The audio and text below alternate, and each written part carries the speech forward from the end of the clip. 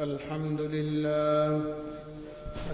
لله أستعينه وأستغفره ونؤمن به ونتوكل عليه ونعوذ بالله من شرور أنفسنا ومن سيئات أعمالنا من يهده الله فهو المهتد ومن يضلله فلن تجد له وليا مرشدا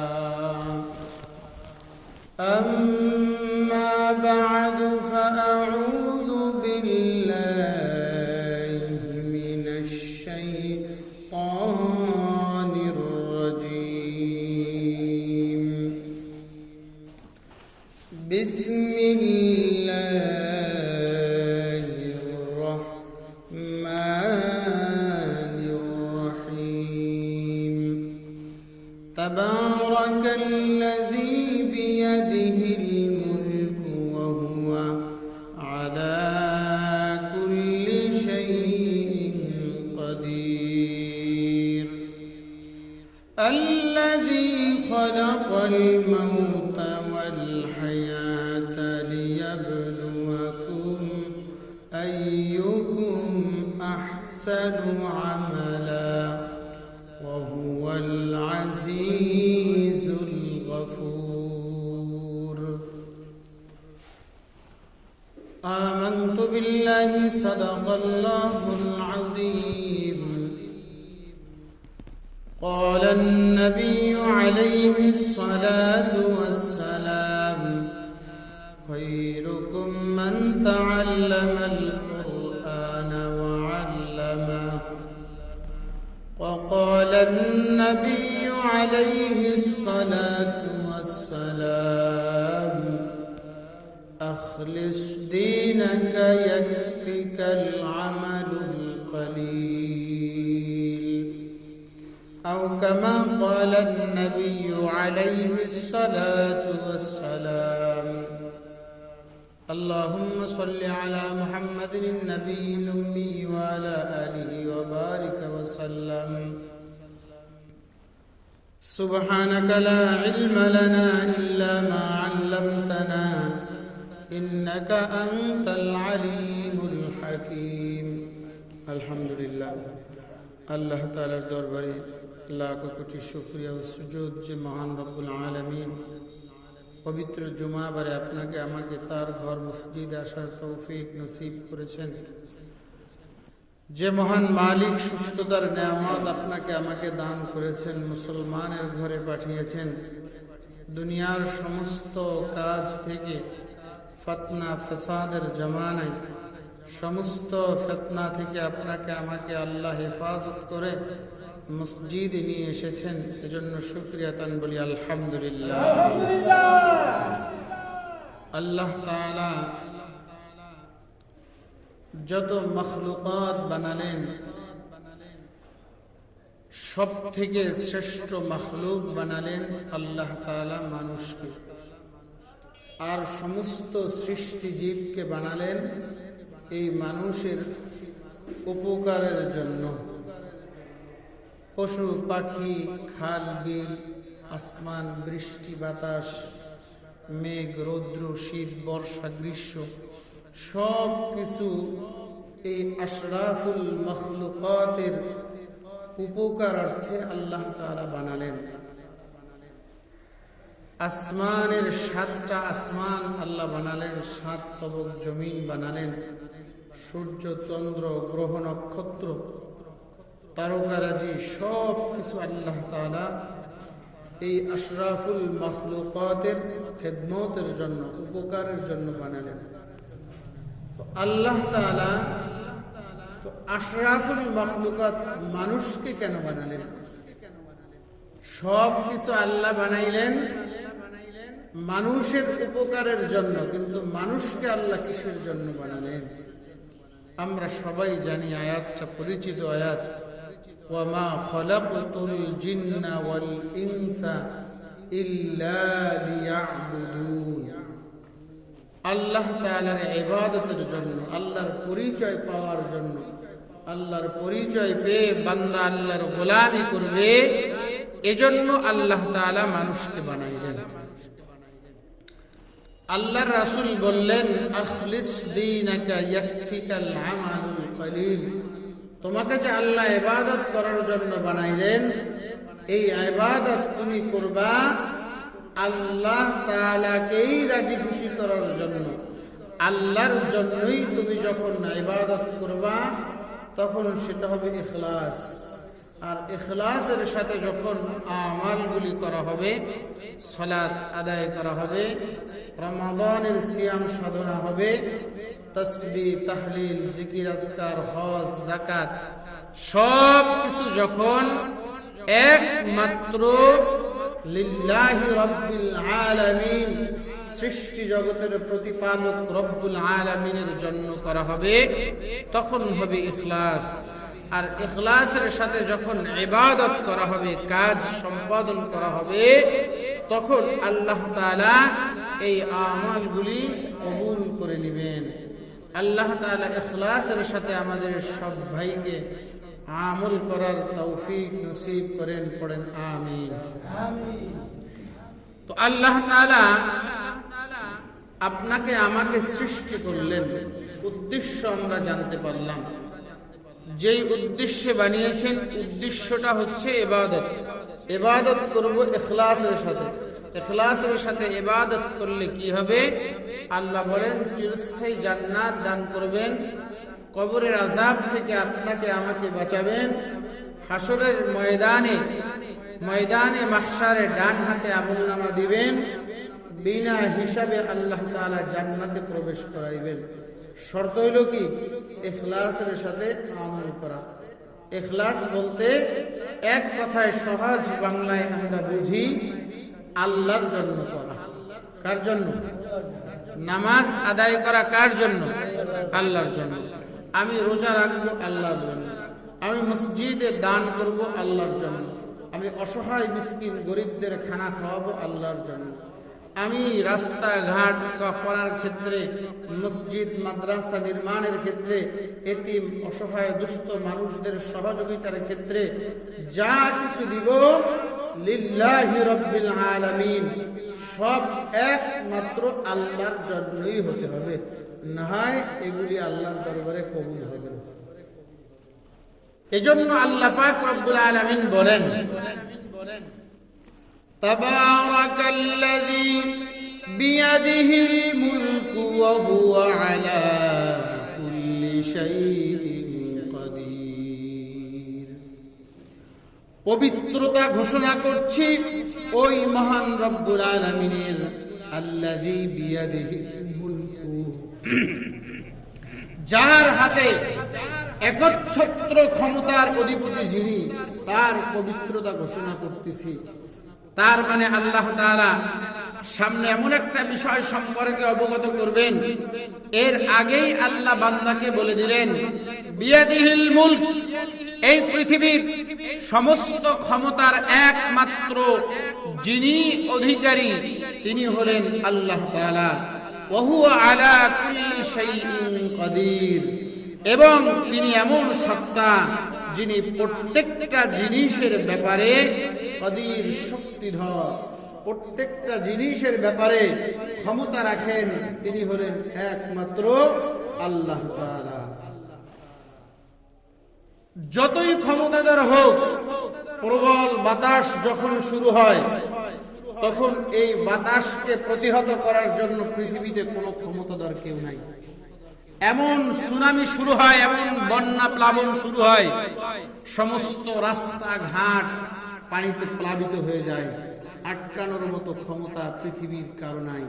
এই পানির উপরে ফরমান জারি করে দিলেন আল্লাহ তাআলা, এই পানিকে আল্লাহ হুকুম দিলেন অমুক এলাকাকে প্লাবিত করে দাও। বাতাসকে আল্লাহ হুকুম দিলেন অমুক এলাকা, ওই জনপদকে তুমি একেবারে উড়াইয়া নিয়া নিঃশেষ করে দাও, নিঃস্ব করে দাও। তখন বাতাস আল্লাহর হুকুমে সব কিছু করে।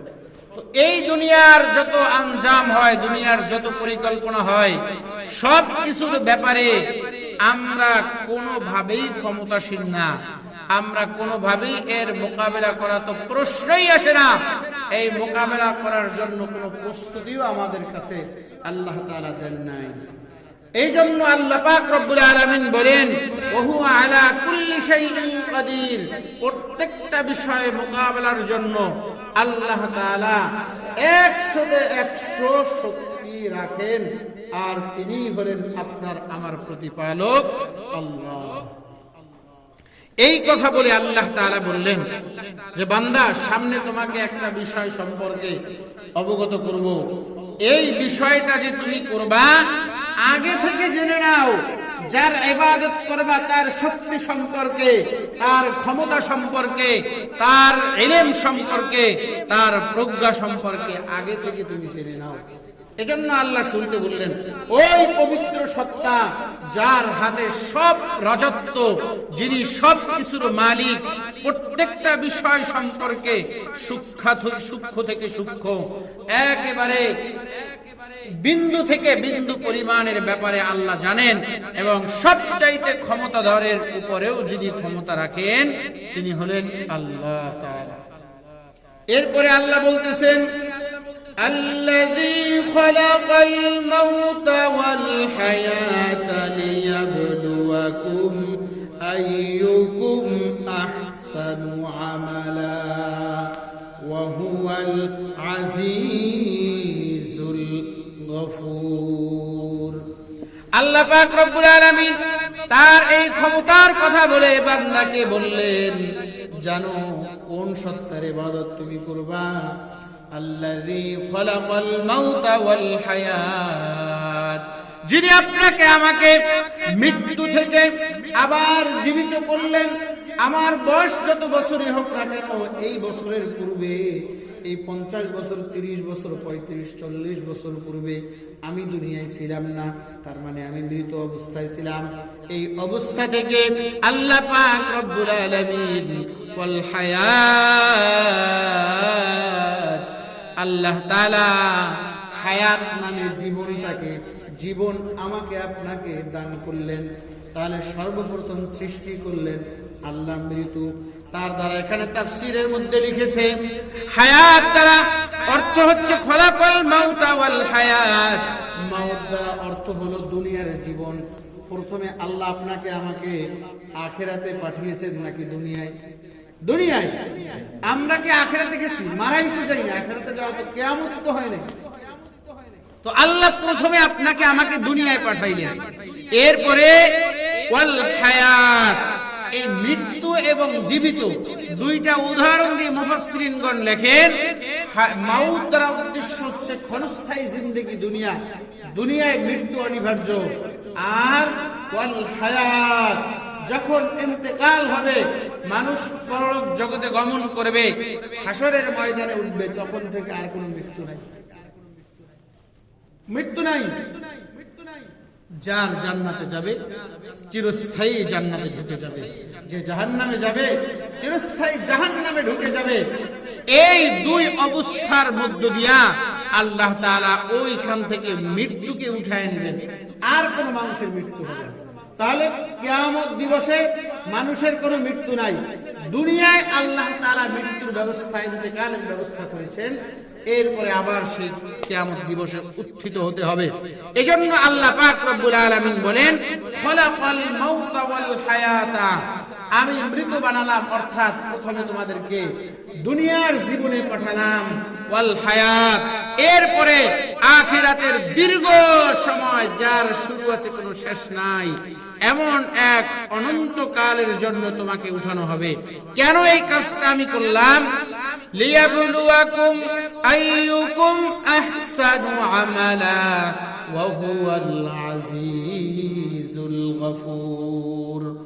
আল্লাহ পাক রব্বুল আলামিন বললেন, বান্দা আমি তোমার সাথে এমন অবস্থাটা কেন করলাম জানো? লিয়াবলুয়াকুম, আমি একটু তোমাদেরকে যাচাই করতে চাই, পরীক্ষা করতে চাই। লিয়ুখবিরাকুম, আমি তোমাদেরকে একটু, লিয়ুখতাবিরাকুম আমি তোমাদেরকে একটু পরীক্ষা করতে চাই, আইয়ুকুম আহসানু আমালা, কে সবচাইতে সুন্দর আমল আল্লাহর জন্য কে আমল করে, এটা একটু দেখার জন্য আল্লাহ আপনাকে আমাকে দুনিয়ায় পাঠাইলেন। এখন বোঝার বিষয় হচ্ছে, আপনি আমি যে ইবাদতটা করব, এই ইবাদতটা আল্লাহ তাআলা বলেন আহসানু আমালা, একমাত্র আল্লাহর জন্য তো করবা, তবে আমলের পদ্ধতিটা হবে সবচাইতে উত্তম পন্থায়। সবচাইতে উত্তম পন্থা কোনটি? আমি নামাজ আদায় করব, ফজরের বেলায় মসজিদে আসলাম, আমি ফজরের নামাজ আদায় করব। ফজরের নামাজ কয় রাকাত? কয় রাকাত ফজরের নামাজ? 4 রাকাত। 2 রাকাত সুন্নাত, 2 রাকাত ফরজ। এই 4 রাকাত নামাজ আমি আদায় করব। প্র্যাকটিক্যাল আমল দুনিয়ার বুকে আল্লাহর রাসূল ছাড়া আর কেউ শিক্ষা দেয় নাই। নামাজের ব্যাপারে যখন আল্লাহ তাআলা আয়াত নাযিল করলেন, এই বান্দারা নামাজ কেমনে আদায় করবে, রাসূল করিম সাল্লাল্লাহু আলাইহি ওয়াসাল্লাম সাহাবাদেরকে ডাকলেন, হে সাহাবীরা, সাল্লু কামা রাআইতুমুনি উসাল্লি।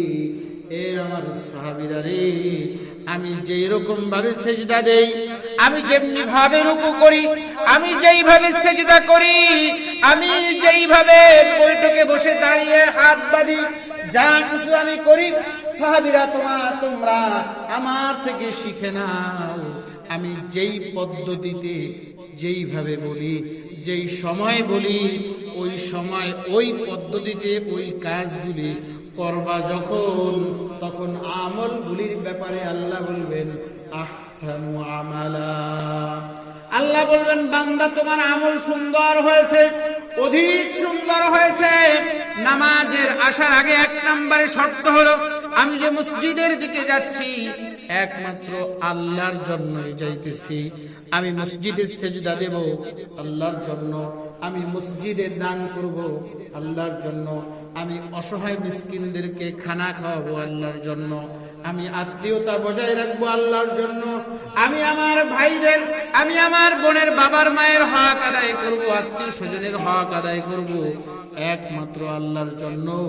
যখন এই কাজগুলি আপনি করার নিয়াত করবেন, সেইখানে লাগবে রাসূলের তরিকা, রাসূলের পদ্ধতি ছাড়া যদি আপনি কিয়ামত পর্যন্ত সিজদায় পড়ে থাকেন, এই সিজদা আল্লাহর দরবারে কবুল হবে না। রাসূলের পদ্ধতি ছাড়া যদি আপনি কোটি কোটি লক্ষ লক্ষ টাকা যদি আল্লাহর রাস্তায় ব্যয় করেন, রাসূলের পদ্ধতি নাই, ওই আমলের 4 পয়সাও মূল্য রবের কাছে নাই। এজন্য যখনই যেই আমল করব, যে আমল হোক ছোট অথবা বড়, দেখতে হবে রাসূল এই কাজটা কিভাবে করেছেন, দেখতে হবে যে রাসূল এই কাজটা কিভাবে করেছেন। একটা উদাহরণ দিলে বুঝে আসবে। আল্লাহর রাসূলের এক সাহাবী আসছেন, সাহাবী এসে রাসূলের পাশে সালাত আদায় করার জন্য দাঁড়িয়ে গেলেন, নামাজ আদায় করলেন। নামাজ আদায় করে রাসূলের কাছে আসলেন। একটু ভালো করে হাদিসটা শুনেন। রাসূলের কাছে আসার পরে রাসূল বললেন, ইরজি ফাসাল্লি ফাইন্নাকা লাম তুসাল্লি। সাহাবী রে, তুমি যাও, চলে যাও, মুসাল্লায় গিয়ে দাঁড়াও, তুমি নামাজ আবার আদায় করো। ফাইন্নাকা লাম তুসাল্লি, কারণ তুমি নামাজই পড়ো নাই। এরপরে গেলেন, প্রথমবার আবার নামাজ আদায় করলেন। এরপরে ফিরে এসে আল্লাহর রাসূলের কাছে আবার যখন আসলেন, রাসূল বললেন, ইরজি ফাসাল্লি ফাইন্নাকা লাম তুসাল্লি। সাহাবীকে বললেন, সাহাবী রে, তুমি ফিরে যাও, আবার যাও, আবার নামাজ পড়ো, কারণ তোমার নামাজ হয় নাই। এরপরে দ্বিতীয়বার গেলেন, আবার দ্বিতীয়বার নামাজ শেষ করে আসলেন। রাসূল ঠিক ওই একই কথা বললেন, ইরজি ফাসাল্লি ফাইন্নাকা লাম তুসাল্লি। সাহাবীরে, যাও যাও, তুমি ওই মুসাল্লায় গিয়ে দাঁড়াও, আবার নামাজ পড়ো, কারণ তুমি যেই নামাজ আদায় করেছো, এই নামাজ আমি সাহাবীদেরকে শিক্ষা দেই নাই। এরপরে সাহাবী আসলেন, আসার পরে যখন আবার বললেন যাও নামাজ আদায় করো, তখন সাহাবী বললেন, ইয়া রাসূলুল্লাহ, ইয়া হাবিবাল্লাহ, ওগো আল্লাহর রাসূল, আমি এক গ্রাম্য মানুষ, আমি একটা অনারবি মানুষ, আমি এই আরবে আর কখনো আসি নাই, আমি নামাজ এর থেকে ভালো নামাজ আমি আর জানি না। তখন আল্লাহর রাসূল বললেন, সাল্লু কামা রাআইতুমুনি উসাল্লি। সাহাবী যদি আল্লাহর দরবারে নামাজ তুমি কবুল করাইতে চাও, আল্লাহর কাছে যদি ইবাদতকে গ্রহণ করাইতে চাও, আমি যেইভাবে নামাজ আদায় করি, সাল্লু তোমরা ওইভাবে নামাজ আদায় করো, কামা রাআইতুমুনি উসাল্লি আমি যেমনি ভাবে নামাজ দেখায়া দেই, আমি যেমনি সিজদা দেই, আমি যেইভাবে রুকু করি, যেই ধীরস্থিরতার সাথে নামাজ আদায় করি, সাহাবী এইভাবে তোমার নামাজ আদায় করা লাগবে। নচেত এই নামাজ যদি 50 বছর পর্যন্ত পড়ো, আল্লাহর দরবারে একটা সিজদাও কবুল হবে না। তখন আল্লাহর রাসূল এই সাহাবীকে নামাজ শিখায় দিলেন। এই সাহাবীর সিলসিলা থেকে আজও পর্যন্ত প্রত্যেকটা মসজিদের ইমাম, হক্কানি ওলামায়ে ইকরাম আওয়াম জনতাকে নামাজ শিখিয়ে দেয়। কেমন নামাজ? যেই নামাজ রাসূল সাহাবীদেরকে শিখিয়েছিলেন। এই নামাজ আপনার আমার, যারা আমরা আওয়াম মানুষ আছি, যারা নামাজ সম্পর্কে ভালো জানে, এদের থেকে নামাজ ঠিক করে নিতে হবে। নচেত ওই যে সাহাবীকে রাসূল বলেছিলেন, ইরজি' ফাসাল্লি ফাইন্নাকা লাম তুসাল্লি, সাহাবীরে তুমি যে সিজদা দিয়েছো এটা আমার তরিকায় না।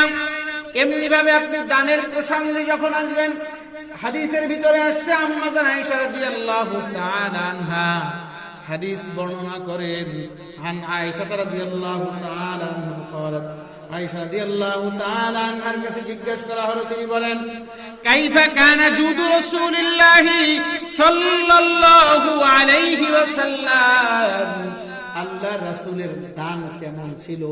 এই ব্যাপারে কোন এক লোক রাসূলের স্ত্রী আম্মা জান আয়েশা রাদিয়াল্লাহু তাআলা আনহাকে জিজ্ঞেস করলেন, কাইফা কানা জুদু রাসূলিল্লাহি সাল্লাল্লাহু আলাইহি ওয়াসাল্লাম, রাসূলের বদান্যতা সম্পর্কে, রাসূলের দান সম্পর্কে জিজ্ঞাসা করলেন। কেমন রাসূল দান করতেন, রাসূল দান করার পদ্ধতিটা কেমন ছিল? আল্লাহর রাসূলের স্ত্রী আম্মা জান আয়েশা রাদিয়াল্লাহু তাআলা আনহা উত্তর দেয়, জুদু রাসূলিল্লাহি সাল্লাল্লাহু আলাইহি ওয়াসাল্লাম কাররিহিল মুরসাল, আল্লাহর রাসূল সাল্লাল্লাহু আলাইহি ওয়াসাল্লামের স্ত্রী হযরতে আম্মা জান আয়েশা রাদিয়াল্লাহু তাআলা আনহা উত্তর দিলেন, জানো আল্লাহর রাসূলের দান কেমন ছিল? জুদু রাসূলিল্লাহি সাল্লাল্লাহু আলাইহি ওয়াসাল্লাম কাররিহিল মুরসাল, প্রবল বাতাসের ন্যায় ছিল। প্রবল বাতাস যেমন আসে, উদাহরণটা কিভাবে দিয়েছে বোঝার চেষ্টা করেন। রিহিল মুরসাল অর্থ প্রবল বাতাস, যেই বাতাস আসার পরে হা মখা, যে চায় যে না চায় উভয়ের গায়ে কিন্তু বাতাস লাগে, লাগেনি বলেন? এখন যদি দক্ষিণ দিক থেকে বাতাস আসে, আর যদি কোনো বেড়ার ব্যবস্থা না থাকে, যার শীত লাগতেছে সেও কিন্তু বাতাস পাবে, যার গরম লাগতেছে সেও বাতাস পাবে কিনা বলেন? সবাই কিন্তু বাতাস পাবে। আল্লাহ রাসূলের স্ত্রী এই উদাহরণটা দিয়া পৃথিবীর মানুষকে বুঝিয়ে গেলেন, কাররিহিল মুরসাল, এই যেমন প্রবল বাতাস, যে চায় তার গায়েও লাগে, যে চায় না তার গায়েও লাগে, যে চায় না চায় সবার গায়ে যেমন লাগে। দানের পদ্ধতিটা এমন হতে হবে, আমি দান করব, যার প্রয়োজন তাকেও দান করব, যে চাইতেছে তাকেও আমি দান করব। এমন অসহায় গরিব মানুষ আছে, মানুষের কাছে হাত পাতে না, ওই ব্যক্তির আসলেই প্রয়োজন, আপনি ওই ব্যক্তিকেও দিবেন, আর যে চাইতেছে আপনি তাকেও কিছু দান করবেন, কাউকে ফিরাবেন না। এটা রাসূল দেখায় গেলেন। পৃথিবীর মানুষ শোনো, তুমি যে দান করবা, শুধু তোমার কাছে হাত পাতলে লজ্জায় পড়ে তুমি দান করো, এটা কোনো পদ্ধতি না। পদ্ধতিটা হচ্ছে কাররিহিল মুরসাল, যখন মসজিদে বলে, ওই মিয়া আপনি কয় টাকা দিবেন, লজ্জায় পড়ে দেয়, কিন্তু যখন চায় না মাথা নিচু করে বসে থাকি। কিন্তু আল্লাহ রাসূলের দানের পদ্ধতি ছিল, তোমাকে যখন চাক বা না চাক, তোমার আখিরাতের পুঁজি তোমার অর্জনের জন্য আল্লাহর রাস্তায় দান করা লাগবে। মাঝে মাঝে এলাকার মধ্যে অসহায় গরিব মানুষদেরকে একবেলা খাবারের ব্যবস্থা করতে হবে। আমার আত্মীয় স্বজনের ভিতরে আত্মীয়তা বজায় রাখার জন্য মাঝে মাঝে আত্মীয়দেরকে দাওয়াত দিয়া খাওয়াইতে হবে। এটা রাসূলের সুন্নাত। আল্লাহ রাসূল বলেন, তুমি যে সন্তানকে এক লোকমা খাবারের ব্যবস্থা করে দিতেছো, তুমি তো জানো না এটা কি পরিমাণ সওয়াব তোমার আমলনামায় জমা হচ্ছে। আমরা তো মনে করি সন্তান তো আমার কাছে পাইব, স্ত্রী তো আমার কাছে কাপড় পাবে।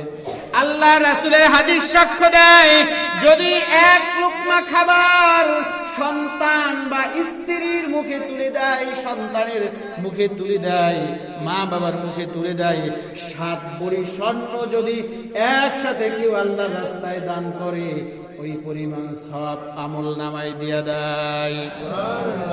আল্লাহ রাসূল বললেন, তোমরা আনফিকু আলা আয়ালিকুম, তোমাদের পরিবারের জন্য তোমরা খরচ করো, পরিবারের ব্যাপারে কৃপণতা করো না। ধন সম্পদ কবরে নিয়ে যাইতে পারবা না। পৃথিবীতে যত বড় বড় অট্টালিকা সম্পদের মালিক ছিল, যখন মারা গেছে 3 টুকরা সাদা কাপড় ছাড়া কবরে আর কিছু যায় নাই।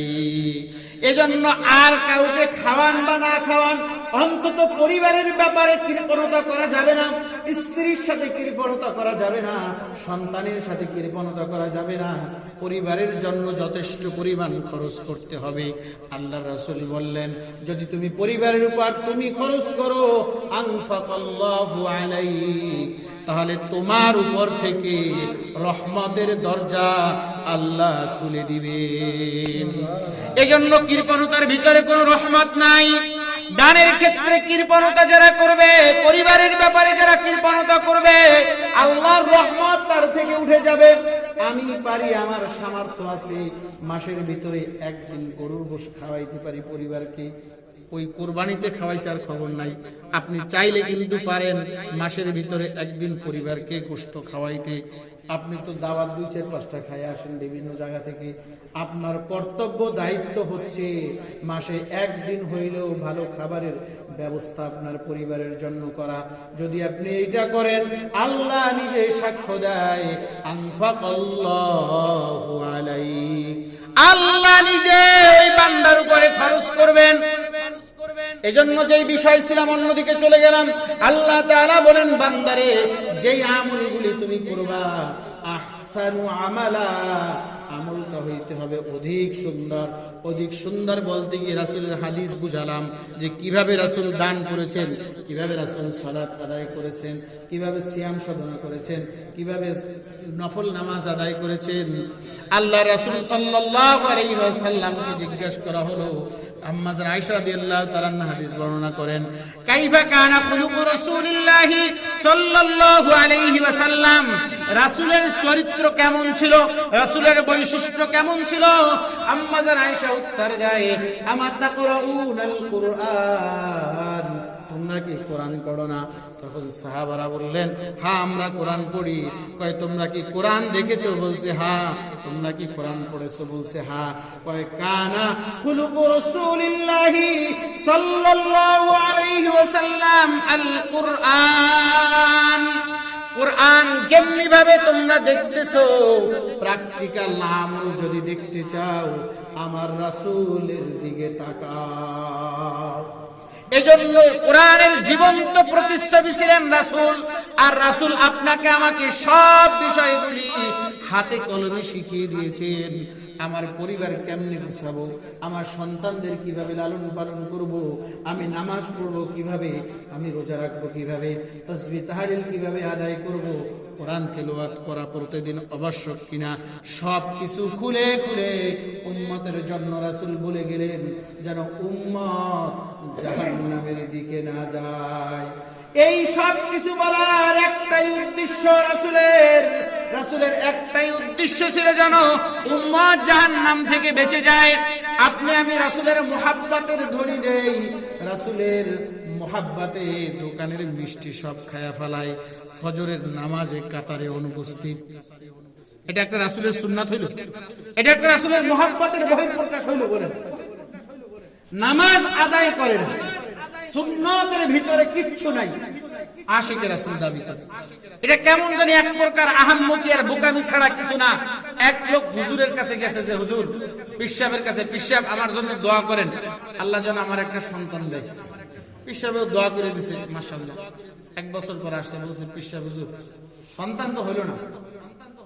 বলে তাহলে আবার দোয়া করেন। দোয়া করবো ঠিক আছে, তুমি বিবাহ করছো? না, দোয়া গেল খালে, দোয়া খালে পড়লো না সব। বিবাহ করে নাই, সন্তান চাইতেছে, এটা বোকামি না? তাহাম গায়র আহাম, বিবাহ না করলে তোরে তো জিবরাইল দিয়ে দোয়া করাইলেও তো কাজ হইল। তো আল্লাহ রাসূলের আশিক দাবি করে, কিন্তু তার মধ্যে সুন্নাত নাই, ফজরের নামাজ নাই, জোহর নাই, আসর নাই, কোন ওয়াক্তে নামাজ নাই। যদিও দায়সা দুই ওয়াক্ত আয়েশাও পড়ে ভুল করবে, আর নামাজের অবস্থা দেখলে ফেরেশতা পিছন দিয়ে ভাগে। এজন্য নামাজের ব্যাপারে আসছে, যখন নামাজ আল্লাহ রাসূলের সুন্নাত তরিকা হবে, তখন নামাজটাকে গুটায়া ফেরেশতারা আসমানের দিকে নিতে থাকেন, আর এই নামাজ থেকে সুঘ্রাণ বের হইতে থাকে।